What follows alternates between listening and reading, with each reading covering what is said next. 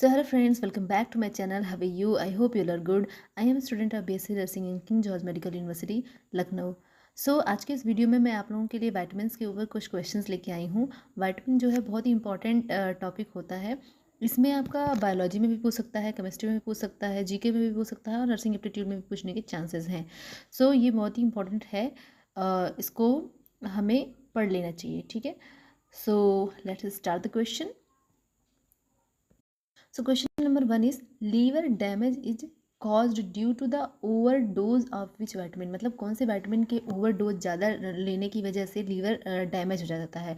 तो vitamin B1, B2, B3 या D. तो इसका ऑप्शन है, करेक्ट ऑप्शन है B3. विटामिन B3 को अगर हम कंज्यूम करते हैं, ओवरडोज करते हैं, उसका ज़्यादा ले लेते हैं, तो इससे क्या हो जाता है, लीवर हमारा जो होता है डैमेज हो जाता है. ठीक है. उसके बाद में नेक्स्ट क्वेश्चन है, retinol is the scientific name of which vitamin. Retinol जो होता है विटामिन ए का साइंटिफिक नेम होता है. ठीक है. तो आप मतलब कि इसका भी साइंटिफिक नेम भी याद कर लेना. इसका मैं एक शॉर्ट वीडियो बता दूंगी कि कौन से विटामिन का मतलब केमिकल नेम क्या होता है या फिर साइंटिफिक नेम क्या होता है. ठीक है.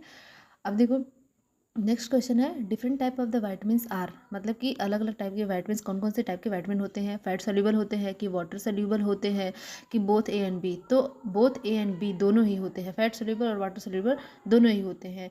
ठीक है.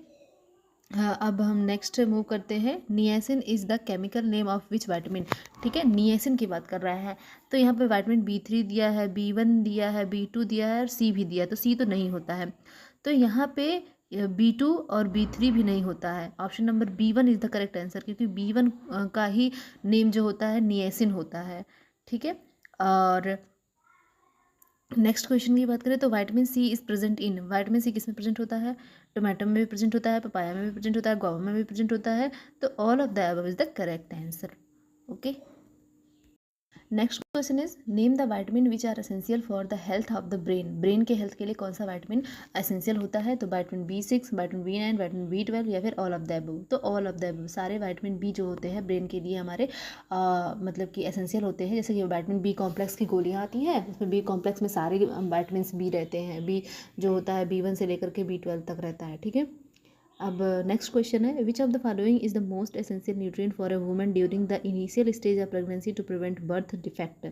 तो कौन सा है हमारा यहाँ पे, थियामिन है, फोलिक एसिड है, विटामिन सी है कि विटामिन ई है. तो इसका करेक्ट आंसर है फोलिक एसिड.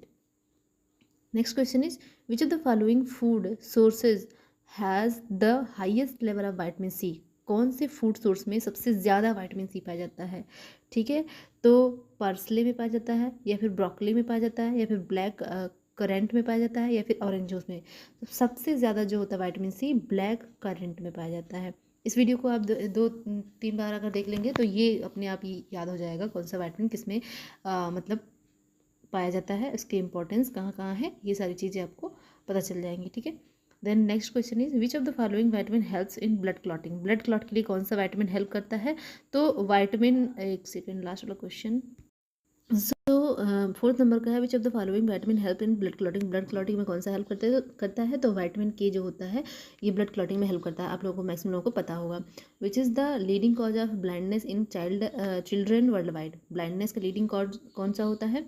ग्लूकोमा होता है कि कैटरैक्ट होता है कि कलर ब्लाइंडनेस होता है कि विटामिन ए डिफिशिएंसी होता है. विटामिन ए डिफिशिएंसी की वजह से हमारा क्या होता है, ब्लाइंडनेस हो जाता है. ठीक है. चिल्ड्रन में भी होता है, वर्ल्ड वाइड भी, मतलब चिल्ड्रंस में भी हो जाता है और एडल्ट में भी विटामिन ए की डिफिशिएंसी की वजह से कलर मतलब ब्लाइंडनेस हो जाता है. मतलब कि और जो एल्डरली एज होते हैं, जैसे कि एल्डरली एज मान लिया कि 50 ईयर्स के अबव जो होते हैं, उनमें ग्लूकोमा कैटरैक्ट भी जो होता है ये ब्लाइंडनेस का कारण बन जाता है. लेकिन अगर चिल्ड्रन की बात करें तो चिल्ड्रन में विटामिन ए की डिफिशिएंसी की वजह से यहाँ पे ब्लाइंडनेस हो जाता है. ठीक है. 6 नंबर का क्वेश्चन है which of the following vitamin deficiency causes beriberi. मतलब इसमें से कौन सा बेरी बेरी काज करता है. तो यहाँ पे B1 है, B2 है, B6 है, B12 है. तो सारे बीज दिए हैं, लेकिन B1 की कमी की वजह से बेरी बेरी होता है. ठीक है. हम डायरेक्टली नहीं कहेंगे कि विटामिन बी की कमी से बेरी बेरी होता है, बल्कि हम कहेंगे कि विटामिन B1 की कमी से बेरी बेरी होता है. ठीक है.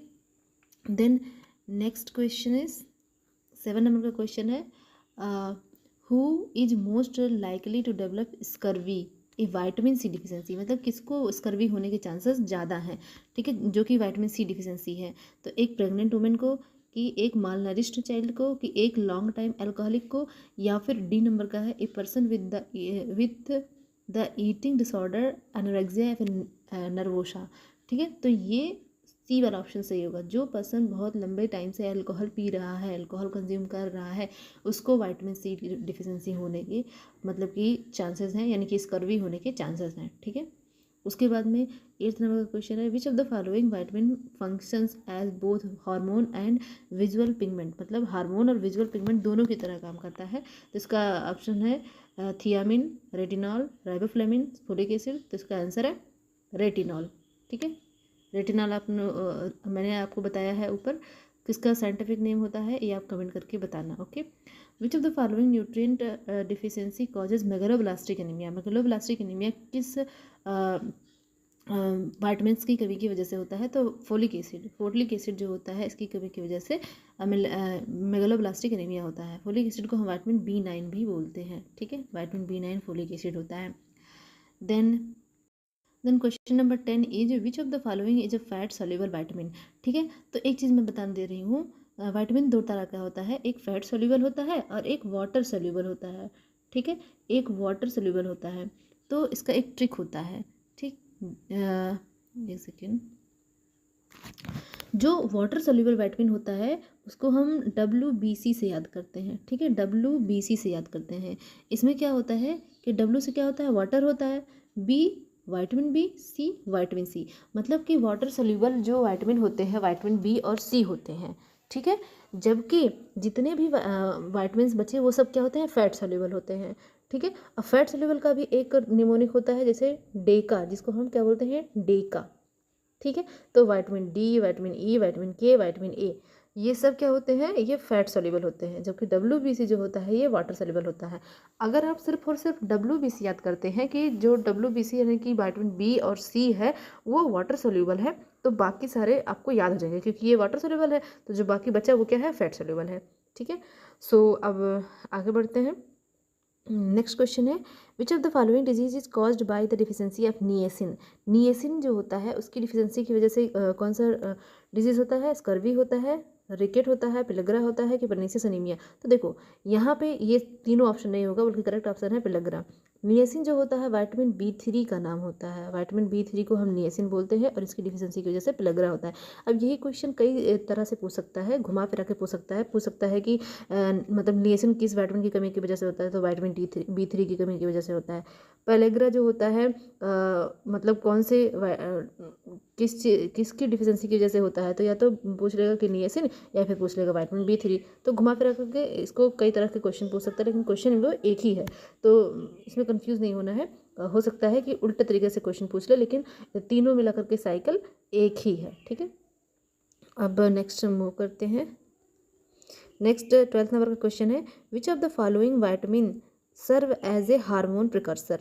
हार्मोन प्रिकर्सर की तरह सर्व करता है। देखो प्रिकर्सर का मतलब क्या होता है, प्रिकर्सर मतलब होता है मोनोमर। जैसे कि अमीनो एसिड की बात करें तो अमीनो एसिड जो होता है प्रोटीन का मोनोमर होता है। इसी तरह कह रहा है विटामिन कौन सा विटामिन होता है जो कि हार्मोन का प्रिकर्सर होता है, हार्मोन का मोनोमर होता है, तो that is vitamin D। Okay, vitamin D is the correct answer. Now 30 number question है which of the following is a component of the coenzyme A. Coenzyme A का component कौन सा है, रेटिनॉल है, पैरिडॉक्सिन है, रेटिनोइक एसिड है, या फिर पेंटोथेनिक एसिड है। तो pantothenic acid is the correct answer. Okay, next question is which of the following vitamin is also known as the cobalamin. Cobalamin या फिर साइनोकोबालामिन। तो विटामिन B11, B2, B6 या फिर B12। B11 नहीं होता है, यहाँ पे B1 ही होगा। ठीक है, तो यहाँ पे करेक्ट आंसर होता है B12। ये बहुत ही इंपॉर्टेंट क्वेश्चन है और इजी क्वेश्चन, ये सबको आना ही चाहिए। विटामिन B12 जो होता है उसको हम कोबालामिन बोलते हैं या फिर साइनोकोबालामिन बोलते हैं। देन 15 नंबर क्वेश्चन है which of the following statement is fall about ascorbic acid. Ascorbic acid के लिए कौन सा स्टेटमेंट फॉल है, इट शोज एंटीऑक्सीडेंट एक्टिविटी, तो ये भी सही है। It is an strong reducing agent, ये भी बिल्कुल सही है। It can be synthesize in the body, नहीं, ये बॉडी में सिंथेसाइज नहीं हो सकता है।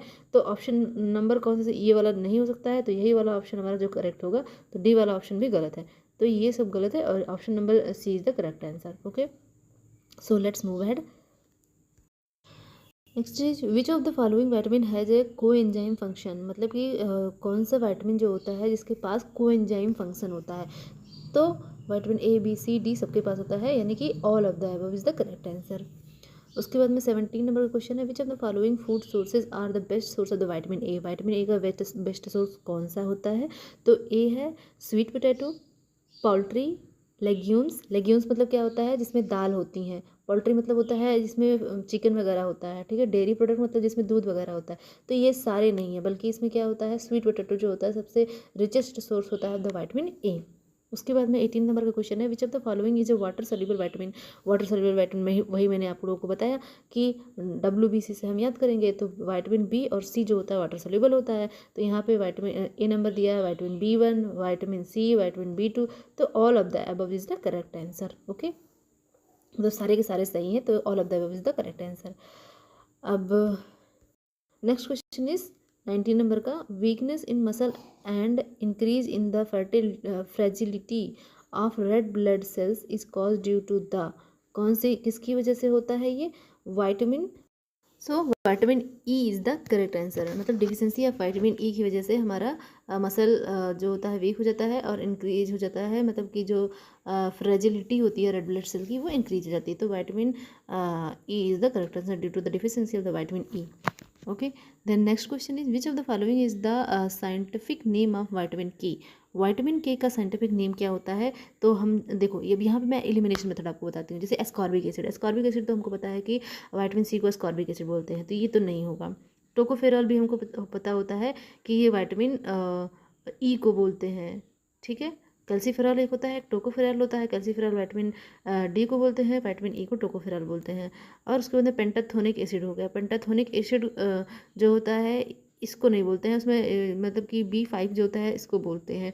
तो यहाँ पे ये भी नहीं होगा। तो करेक्ट आंसर क्या हो जाए, आंसर क्या हो जाएगा, कि जो option number B is the correct answer, ठीक है, फाइटानिडोइन।